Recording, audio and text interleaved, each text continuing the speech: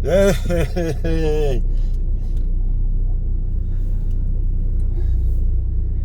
Selamat pagi. Talofa lava. So what to know upele Samoa e. Talofa e. Wa vai se unga fo ele toe. Ma was tato fasoa. Fa malulu atua ile pa ia malu se tato atunu. Samoa le atunu pele. Makua ipisia ia lewa fake aku kako fasoa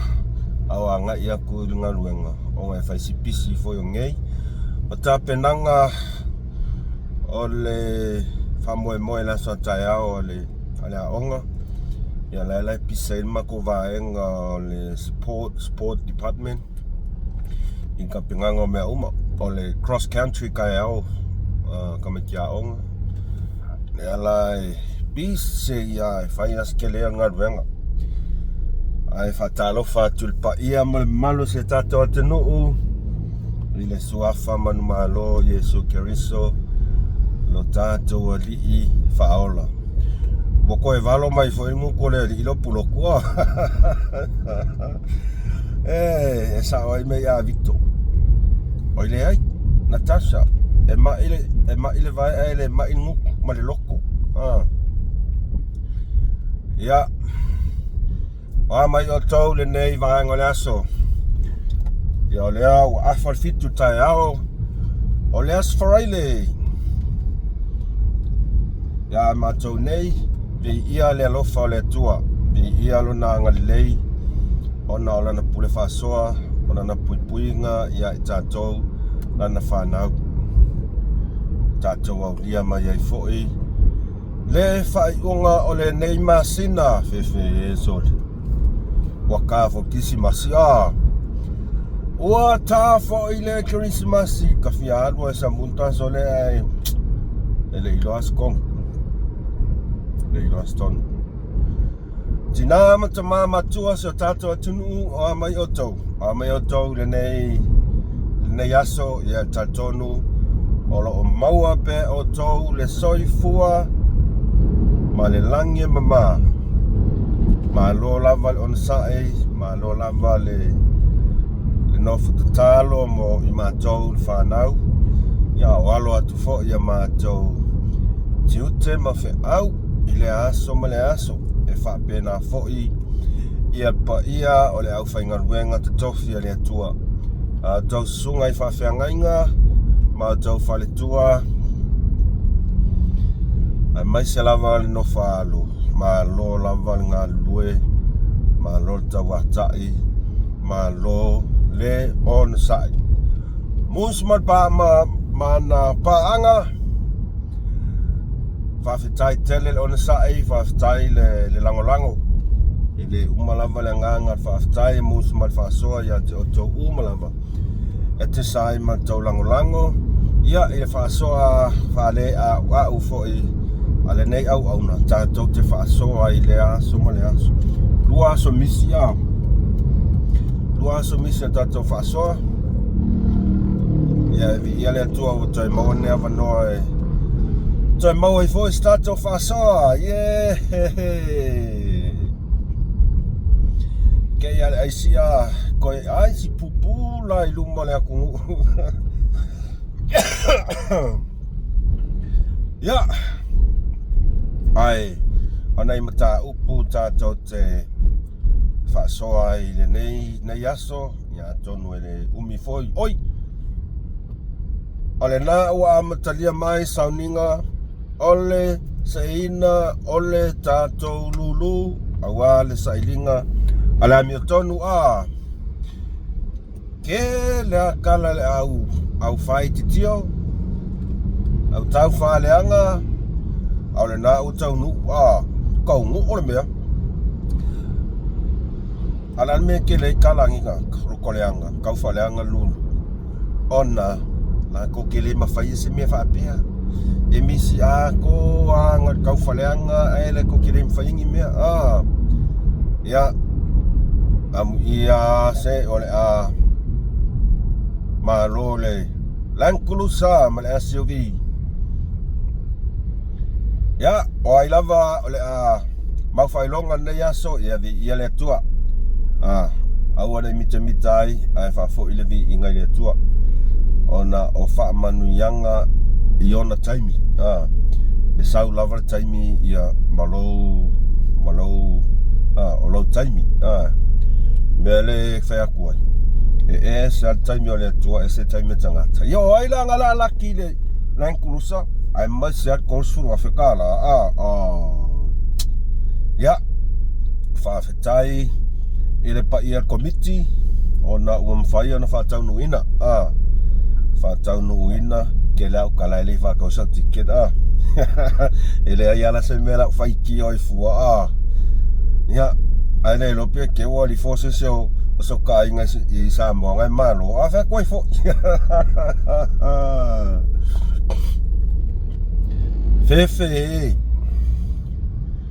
Fefe ile alua arkako kamo wa kako kamo vaelo wa mkingo vaelo ngofka umka ukonga elua longa vai ma ile vai aile ma ile loko e ma ile vai aile ma ile loko maringuku ya lale wake ia ua makua ikuma losi e lango ya mea mailema masai ainga ua kaofia leo se va ai kuskusinga de pe va ai aku wonga fa kongu ia suya he chapipi e ku mai kai binge la me fa kwai ai wale van ko langi kau langi le afo le vakunga ole usa ya sia tsa mo nga wape wasa I kamalo he chal pipi wape ya o yo le pule fe anga le sole fe ya ka nga ka sol mai fai pule le chal pipi la mo ko fa kali kamingi o ka ko va kasi mai fa ka ngu men ko manga oi ma ko langi e po e aku ka ngei ma va ku sa mo oi fe ya ka nga ka ua makua I whakase maloko. Toli. O ka ika whi saka walofa aku iai I le whaaka o kolia I anka o konga. Ai wa ai aku moi le aila. Le aila le iloa la ka koko inga o ka ngaka. Pe le ilo soro mumi E maka ukia. Ia o la langa whi au ngak whaakongo I fo le he chal pipi ia mang whai pule. Pola me kuai ai le o mai kapu e akuma mawaku ia kuskalai I New Zealand. Ka ngaka ele mafai o ke ofo I lo le mafau le o ka ngaka ngai fai lako kaulangi lo mai pu e aku ia mo lia ia na fianga asiata nga o ka ngaka ngar Fialelei ai le kaungu ngar kau fa elelei ke le kau fa fefe elelei al kau fa fefe ai le mes me kaungu ala fa mongi nga ukala luas fulula kosu le se me kaungu kaulangi la fo le palmia oi su palmia e fa le kusia le se me kaungu nga o me le kaungu wa e va fela nga e ka kongu fa fela nga so fa mo nga kaungu e misi a koa ya la e ka kala ngai la o e le ka ngaka lo ngau e sai e tu lo lava to fa le vai malai la e ongo a wale ma fau o les ka ngaka ko ki ngai mo le unga o les ka ngaka ko ki mo le unga li ka ngaka se au fa longo aku makua I ke le ar fa le konga wo yai or kai miange or makua ngofo le ma fau au vai aku sole usawa ma ile vai oe ma ia ko e maringuku ma ia ko e ma fau ma ia ko e male loko se va ai io ma faufaunga mau kuskusinga sa ku'u mai lunga o le Facebook fai mai e kaiminga ngale manui e tau whainga le uso ia lauli Joseph Baka o ma faufaunga ka ngaka nga o ma faufau le anga mele ma faufau fai mai ngai kala ai foi aku wa istoi ino papastui iele ia fai inga o Joseph Baka ai longa ia se Samoa nga o ia se ma faufau i ngā mea pa wale mea sa o kako ngō kako mori mauinga e lunga o penga whailangi o le ave o le whamalo i tamu whainga a le uso le atalii ia masealo foi o se tātou atunu i lan tamu whainga e o foi a kiau sa avako ai foi le whamalo mar whaftai an tamu whainga ai longa nga iai se sia Samoa nga o ngiunga mawhauwhaunga i le mele mawhauwhau i angi kangaka o kangaka e mai aifo i aku wa i aifo papastui se va ai ai se va ai ai le ana man malo fo tatou toa Samoa e le ai a masesi whapea ia o whamanu yanga ana fionga e lauri mali tona sa avi ai le i tamu whainga ia wa ma ko whalongo o mamori mai whamangu yanga a tae le tua ngai a wale alo to Samoa mai whetu ia mai uso ia Joseph Baka lei ma se mea apu kene i lopalan me o ma whauwhau ni kangaka o kangaka i le kua ia o papastui i le malolo i le manuia tau whainga Joseph Baka o kou whawhawhonga m kousi le sina Samoa i le mele mawhawhau kankangi o kangaka e sa o i le whionga ia le ota paus mai lunga langa langkus pasi ai sawa i lalo le kuko kalo fai brots aua e ke kau mawhai e fau ua masangi o i le meanga o le fau ma le ngoi ua laka le unga oi mo ia mo va ai a koe pe folinga mai e ke le solo muli ai va ai a koe pe folinga mai wa kiri ai le maa o lo loto o lo ma fau prots ona ua e va ai atu ua a ma kalava ona mau mai ko kas mau ko kas a fa pela ke le la so loko di pro a fa pe ke le so faku kango la e lafo sau kupe ile ai singa mea mai lem sa ianga o sau kango la e lafo sau kupe ile a singa pupulanga le tole makua i pupula le sau ngi a singa i lunga upenga whailangi pa anga ali mautawi inga le tua pa ia o tupu matamali mo na tufale tua ia fesoasoan mai ele whaingata sa kaunga whapea mea maile ia pulotu ia wanga wakuma losi ia ka kailangolango ia orua sa kaunga whapea pulotu mai se mea ngale se soasoangi ilo ia ai la whapea la ke leso whaku oele a kangaka kangoyo e whakupe ia mea ngau aisipula mai ai ia silo makua kangoyo asau kupe kong ia kau whainga silo makua ngale wa makua kele ar whale kongunga oe sai hoki mai le violesi hoki aku ma violesi al meo ke akai ngalau lau nge kakange o anke lula fo le pi o le vai malelo le vai ila kanwanga mai fo makangak aolale mai fo mau ai lang kam mano kangaka vai pole ase unga ku ilo vai vai pole ase fo pe ko fo iselele ai aua e ke popo le fua i si mea le kai yanga o yai lo man malama aua ke aku ngalu fua ia papastui mal kam fai ya vaku ya siaka au ke mafau leanga vapenga vapea ile yang mafau ngoma ko sambo me kuwa ipapastui le ai ele masangi mako meanga pe o meanga masangi mafau oi awa o mafau nga o me sau mai loko o me sau mai lo faku wa masang ya oi mafau leanga vapenga anga i famonginga o mafau nga pepelo o mafau nga ngoi lea sa kau mafai ai e favalea kangaka maavera ko kupe fangoi ya wa masang ya oi mafau nga pengali prots ai le ai masasa mo nga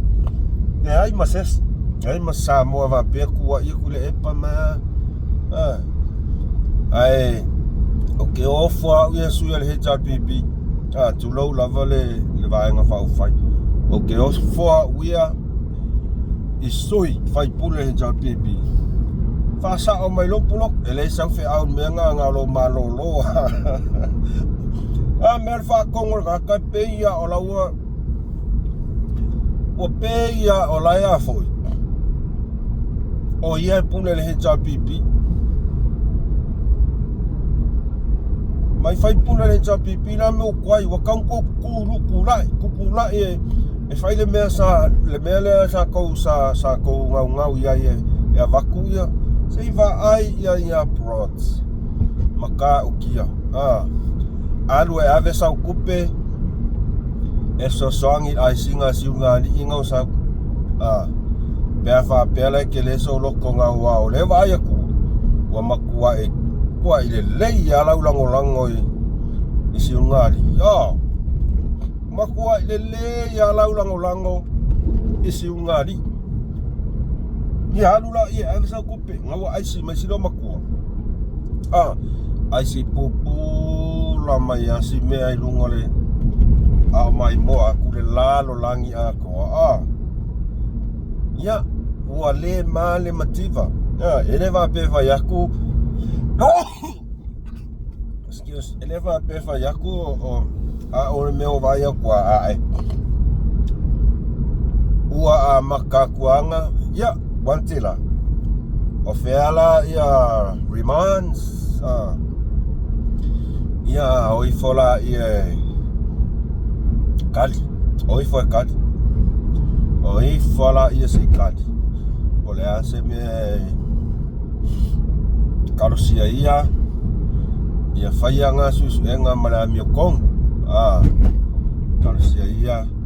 faianga susu enga mala mi kong ai au foi ngai alua kua fa pe ya ma awa kua paka kua me ia ya ole ako le mfai longo ka fi kan sa mo le la lau aku na winga la kala a fai ku ngela sa kala fa kai nga ele fa pele ele a fai ku ngesa kala la ku sa mo ka fia wa loka o nga la ilo ko le mi ko kai mingai fai la mi ko ia tu sa tanga uma ia tusa tangata uma ile tau whamasinonga mi o tonu aisea leanga o loo sila fofonga o le atua o ai lava o loo ngafa ma le nei mata upu ia ma kakal ele skaula malama ele skau masui ai ia sa ili la mi o tonu ia fai la mi o tonu leanga ele fa apea enga se kasi pe lua pe se fulu mo le mau te ai ova ma le se fulu le pe ova ma se fia le kele ko fa salolonga nga makua ila laua i ngingu kupua ia oi ka kale ku tupu matamari tupu matamari ala tunu nga makua yo o ya ile sasa an ngeo ngali ia ka ko whakalikali ko whakalikali ia pole a se kulanga o iai ala o kama o prods alwe ave sa kupe e sa soangi ele ka upola ala vaenga wa ala vai ku wa vaenga o kere foi lo kala ma ankelu anga foi wa so e vaenga mai ai aku foi wa lei lo se me e sa solo i pulo o so i ona ua tinga telele loto ua molia ma ua tawhia ke ia le au oele skaka o lua malau kamang ke lulenga ke ia ua lua liu whafosei ma whaikala si ungari anga ue oso mai oke ngia le vaenga whau whai le pluko na ue oso oke ngia mai ma whai wakaunga baku ia ona o laulangolango silo matua alula ia evsa kupe vai poko se kupe o vai poko se kupe kanga ngai kaunga oi ola la ko sikseng ya avelo singa pe moa se ku kausen pe 1000 pulo tu ova male luas fulu tau sanga o tu lai mai le sunga ia tu le epa sa ilele maniele ngoi ia veam pole mio Samoa. Ai o lea whako ao so mai, whailonga Fialelei e visa tangata Samoa. Visa, tourist visa, ma visitors visa tangata Samoa. Ai le ai masanga mea sa whaia iai au kula i mai avem pare mia. Whafonga mai foi o tau. Ya, Maria Fenola fionga le sipar mia lo iai whaula vea la fionga teitai le tua mai. Ia, le sa hoa ise me fia whaasa. Ia, saunoi. Te whanonga atu whaperelei e le tourist visa. O le mena sa tauna iai. E atunu uma o le Pasifika. O le tourist visa e o toi tangata ta whao toi ese mai a tau nuu lai le se visa o na whatonuina la tangata le alwe whaiso na visa o le toru masina e mwhaiai o na nofo i te toru o New Zealand le o le ese mai o le mela lea e common ai tele o tunu ai Michelle Commonwealth ai o le mea sili o la makaukia ai mai sea New Zealand Australia la to ofisa e nei e malama lama le nei i le nganu ua Samoa ao i whala velave e mo mia mai e tatu ainga le matai o le ainga e ruatu e whai wha velave e fiu o lo ofisa o le kokele ia e o a le vasongei o aku foi e alo whai ale o le tusi ma le whanonoa ave a New Zealand i tutonu nei ave a Australia e le te tau on le malama i le nganu o Samoa ai meso o le no nofo i nei ei isi whai whiau e whakasa o atu ia tia ua fiu ia na ave lo tusi whatu am whai no a whai whiau e le kakau o ngā kawhia o la tau leo atu i o e whaamio le lei tangata o le tatu o tinu ua mio leanga ai o le makua maua e o le melea e whai New Zealand masukali paua le mea ia te tala tatu tangata i mo whavelave e mea ka ua langa te tala o tatu tangata mo whavelave whafose ma tatu tangata atu e asi whanau New Zealand toi fo mai e leo mawhai e makua le anga le mele olo iai e nā paua le malosio e mwhai ai o na sui le melea o le tato malo e peo na saunoa le sui te tai e taua tele le lo tea o le mtau pune nei i lalo le tato treaty o le treaty le o le whawhawo inga a sa mo New Zealand pawa na le treaty fa pe na saingi New Zealand le sa si treaty fa pe ala me la yo ngale kausisia mele taun tatu tu di lo o le fautua ya ole na Mama kai poko Fialelei poko Fialelei ole fainga malo e tantu malosi ai makwa ile ai masanga meanga faia a kol ia lele ele a kose lua masinga karungkula i mai ia le chetato fainga malo a ole mea o Fialelei ia fa fonga mai ka Samoa o nga ia le kuma rosi e kau fa kingo ia mea ia o me kau fa kingo o visa e malanga fua ai o tato tangata i New Zealand i fa lave ia toi foi mai ai fia kau sanga o e palemia sai lele e le ai masau mea e kele mafaianga faise mea fa penga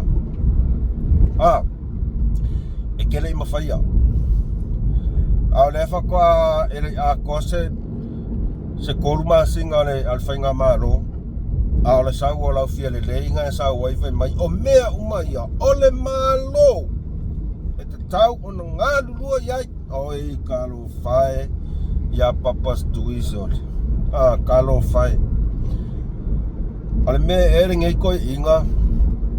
po ia e songa ma fau fangale o ia ua tele tau sanga o tula i mai e a vean palemia Samoa ai nga kele i whaia se mea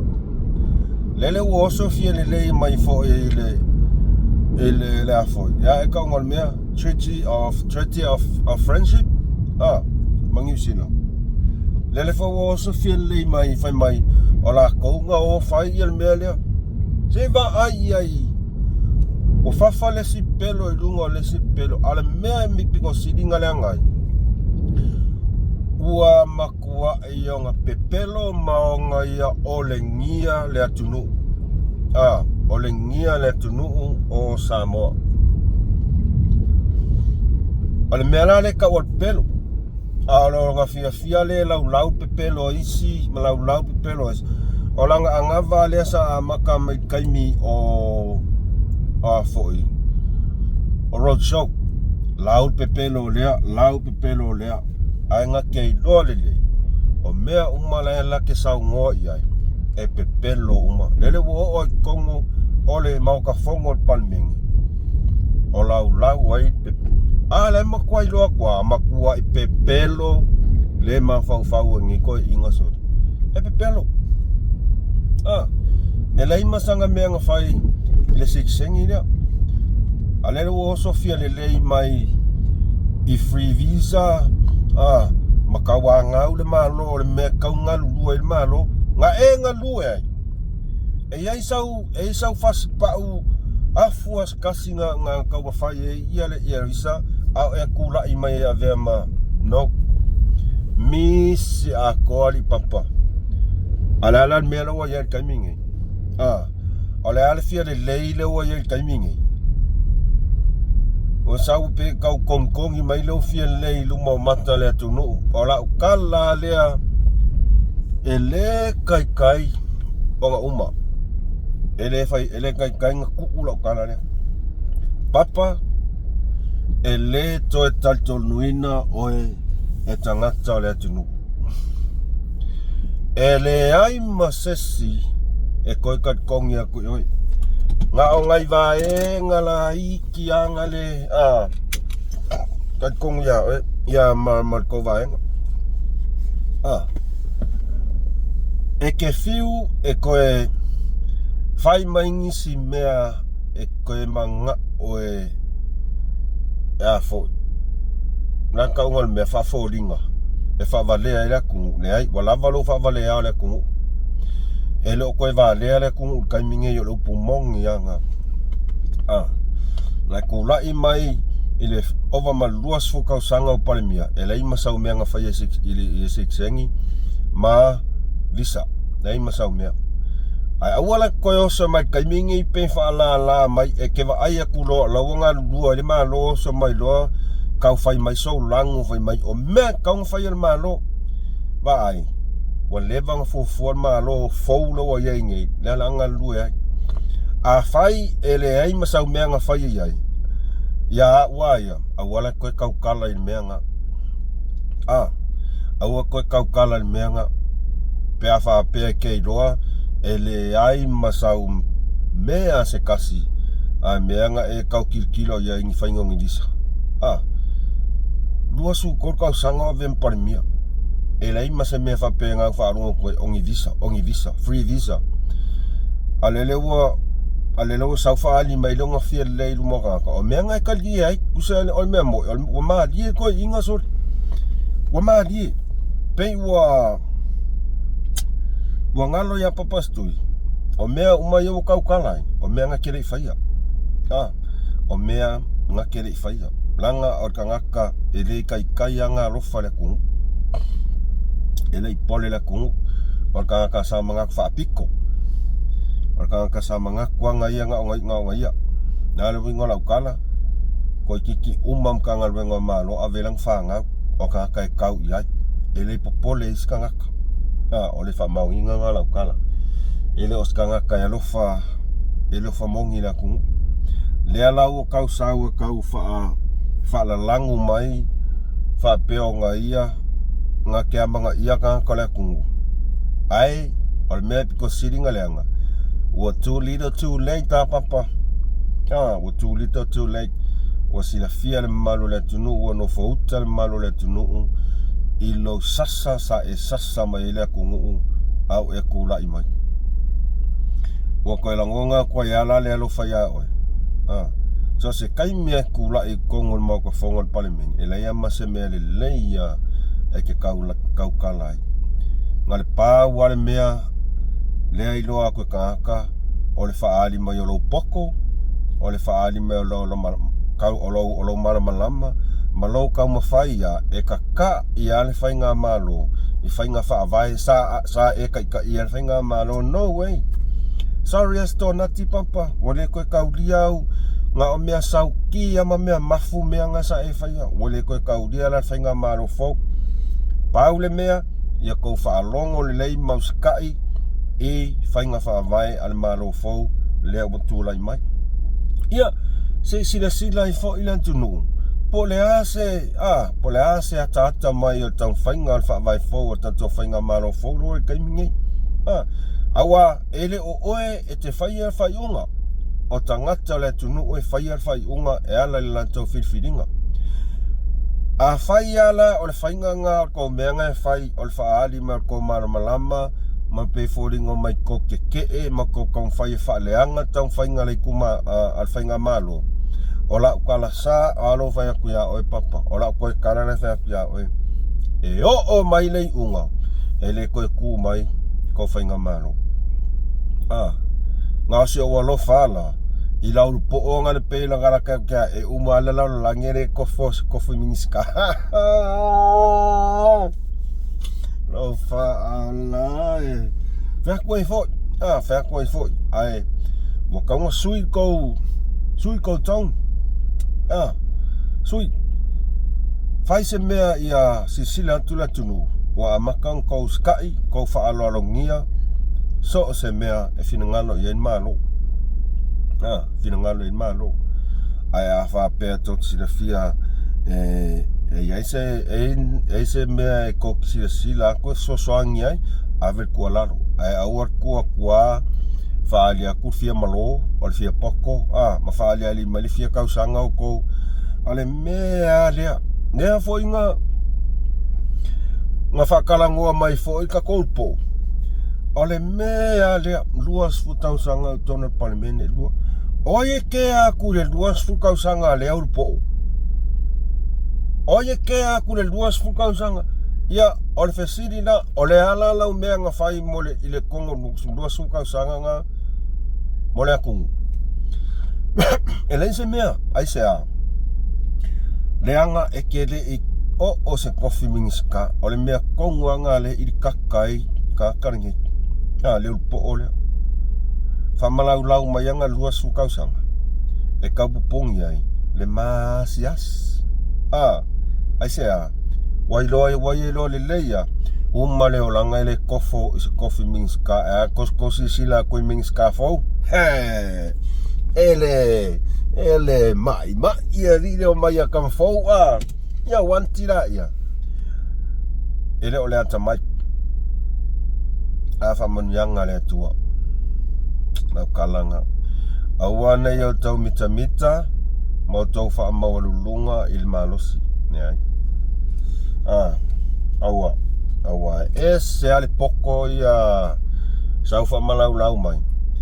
Se fina ngalo le atua. Se sila le atua e tangata e loto mawalalo. Whaamaoni maloto alofa. Ia. O se si foi koia o inga ngalo foi a koe MUSS Ma Le Fa'asoa ngika e au. Ai whaftai mafuta mai. Ia o lea foi la sauni atu inga luenga le ne yaso. Ia tato talo i le atua. Ia iai na pui ngai lunga ia tatou. Ia fofea lava se meo e mafuta mai ai. Whawhetai te le mafuta mai. Whaftai mafuta mai. Ia o afon fufuanga to toyo le nei aso ia tato tapo ia po ile la alaki le failonga ai fastai tele mafuta mai e to fa manatu atu malanganga fa maulalo maloto maulalo like share subscribe in kako channel ai fa manuia le tua pui malavea ai i fufuanga to toyo le nei aso alofa tele atu MUSS Ma Le Fa'asoa tātou toe whelua I foi se aso I luma vi ia I mwhafo I le alofa malanga le tua taimi nei MUSS Ma Le Fa'asoa alofa tele atu mo o tau whaasai fua